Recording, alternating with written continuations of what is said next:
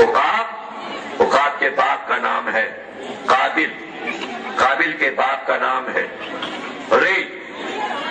ری کے باپ کا نام ہے میمون حضرت اسماعیل کا گھوڑا تھا. پورا شجرہ موجود ہے. میری کتاب ذوالجناح پڑھیے, اس میں نے عقاب کا شجرہ دیا. عقاب جب آیا رسول اللہ کے پاس, اس وقت رسول اللہ 7 برس کے تھے. عبد المطلب نے کہا یہ گھوڑا تمہارے لیے. رسول اللہ اس پہ سوار ہوئے 7 سال کی عمر میں.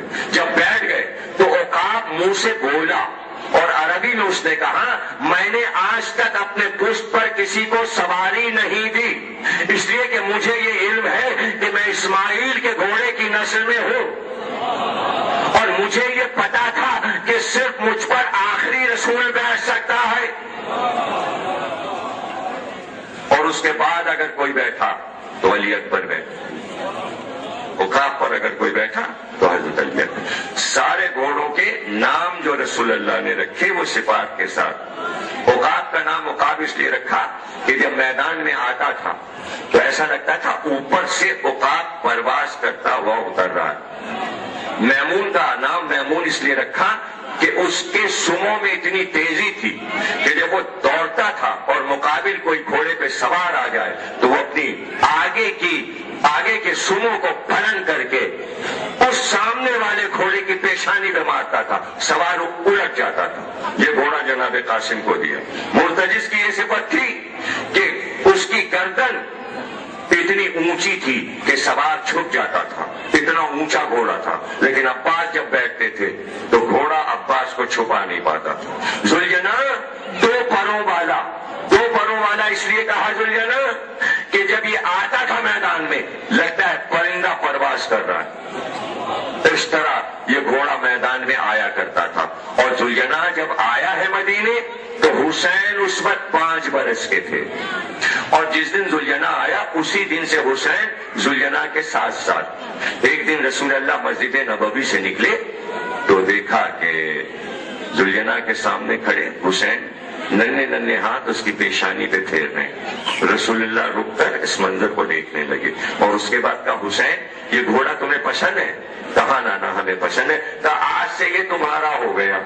جب جناب سیدہ کو پتا چلا کہ نانا نے یہ گھوڑا ابھی سے حسین کو دے دیا تو اب روز صبح کو ذوالجناح سیدھے سیدہ کے در پہ آتا, حسین سے ملنے آتا تھا. بیوی کو معلوم تھا کہ آ رہا ہے تو اپنی چادر بچھا دیتی اور اس پہ چنے ڈال دیتی. جب تک وہ کھاتا رہتا, کھانے کے بعد چلا جاتا اور باندھا نہیں جاتا تھا. ذوالجناح مدینے میں گھومتا تھا, صحرا میں جاتا تھا, خود ہی واپس آتا تھا. یہ وہ گھوڑے اور وہ جانور ہیں جن کی فضیلتیں کتاب میں لکھی گئیں. اگر اس گھر سے جانور بھی وفا کرے تو اس کا نام بھی تاریخ میں آ جاتا ہے. اگر انسان وفاداری کرے, اب جملہ سنو, اگر امت وفاداری کرتی تو آج پورے ورلڈ میں عزت پاتی.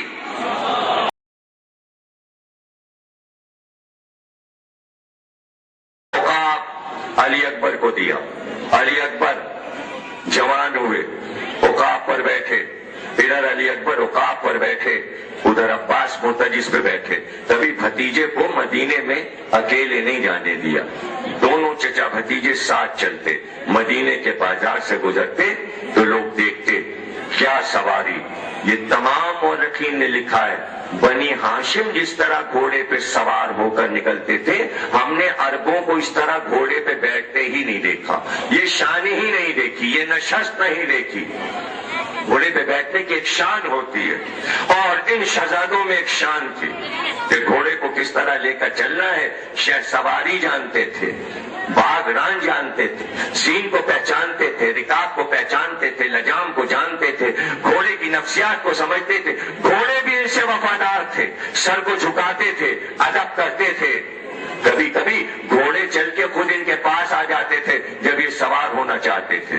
اور ایک بار ایسا ہوا کہ بعد رسول عباس بن عبد المطلب نے یہ دعویٰ کیا کہ میں رسول اللہ کا وارث ہوں, اور فیصلہ یہ ہوا کہ علی سب چیزیں وراثت کی لے کر مسجد میں آ جائیں.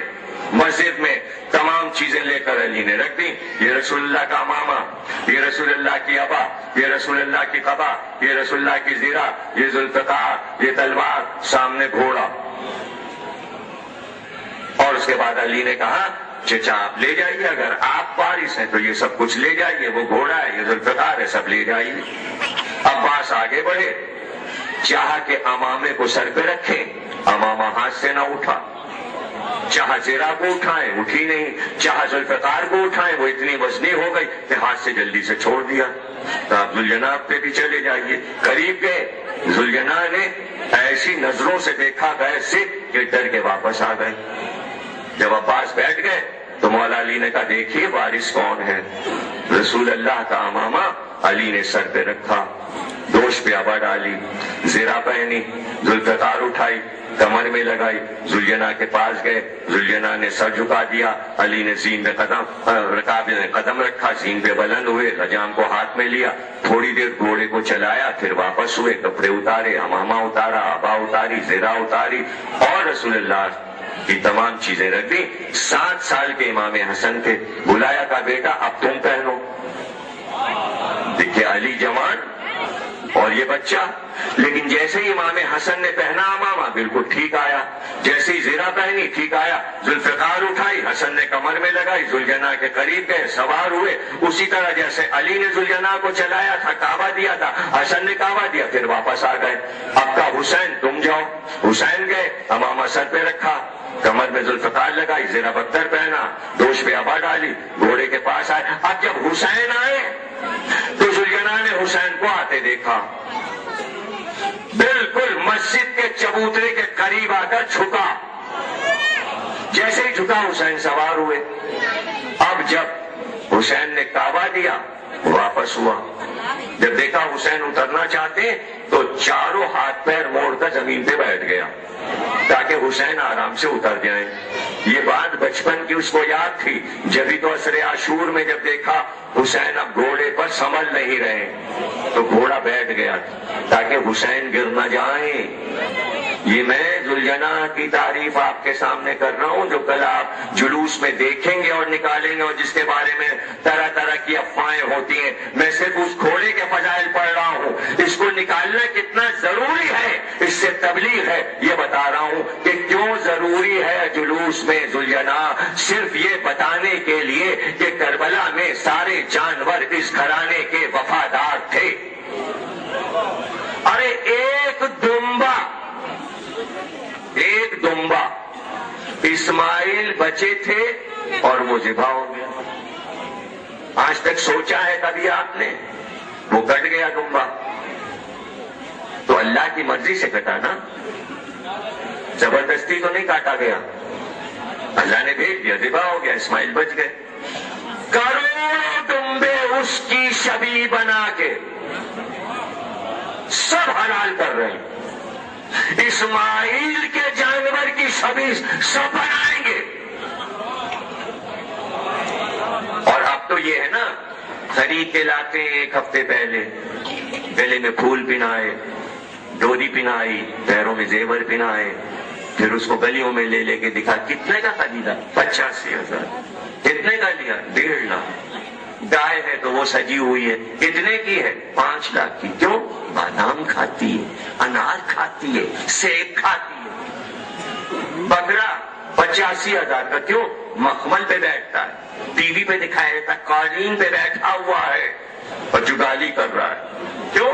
اس لیے کہ یہ سب اسماعیل کے دمبے کی شبیہ ہیں، کل کٹیں گے تو یہ سنت ہو گیا۔ 5000 برس پہلے کا نبی وہ سنت ادا ہو رہی ہے، اور جو